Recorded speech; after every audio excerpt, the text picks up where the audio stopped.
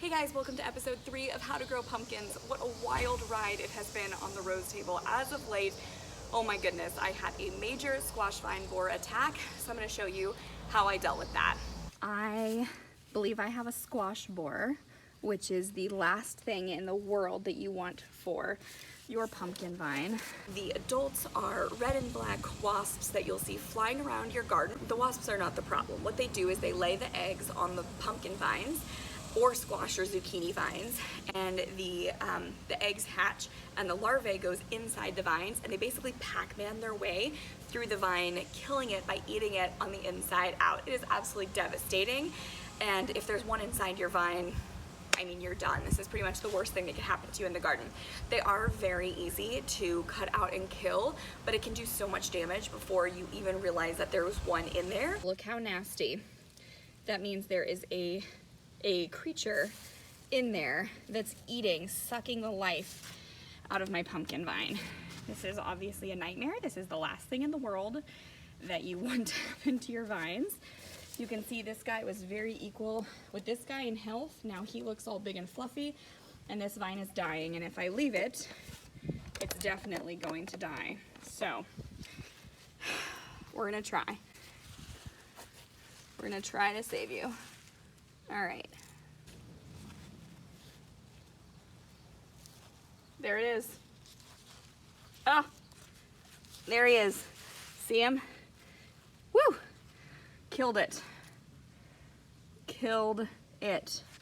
Wow, that did not take long. Sorry, I didn't do a good job of filming that for you guys. But there he was. Super gross. Now this might look hopeless, but it's not, because it's still attached to the root. So what you want to do now, are we still focused? We're kind of focused. What you want to do now is bury the vine just in more dirt. And that should repair itself. 5 days later, that vine was completely rallied. It had new growth. It was no longer wilty, and it would have absolutely survived. Sadly, 2 days later, it was completely dead. Why? Because the squash vine borers had started laying eggs on the whole vine on the underneath side of it. So I didn't know that that was going to happen. I wasn't checking underneath the vines, and the poor vine died.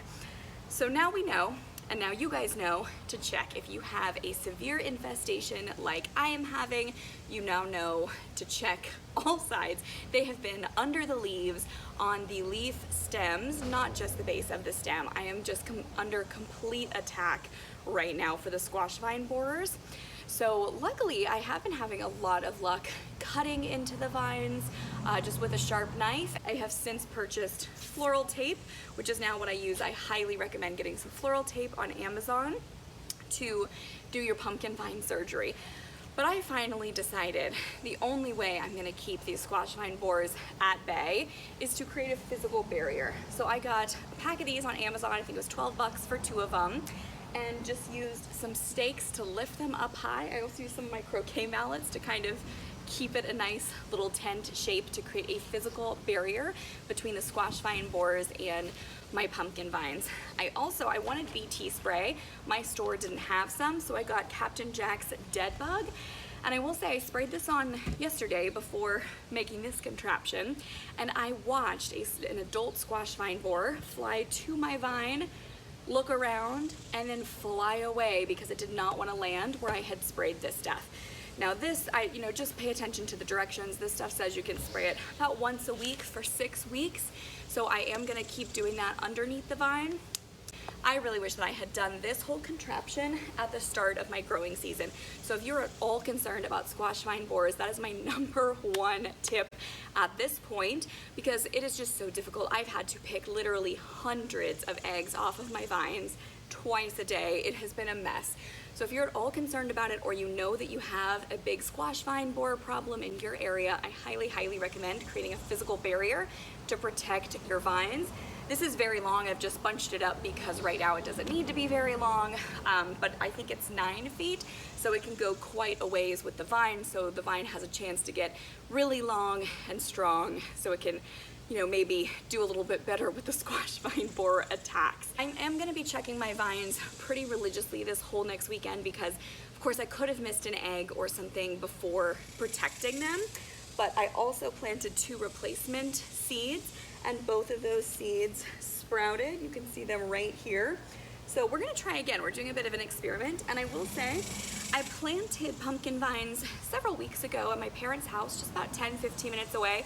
They have 0 signs of squash vine borers at their house, so it's really been kind of an interesting experiment to see. So I hope you have less of a problem with them than I do, but if you do, please, please, please protect your vines. This is going to be my new method from now on.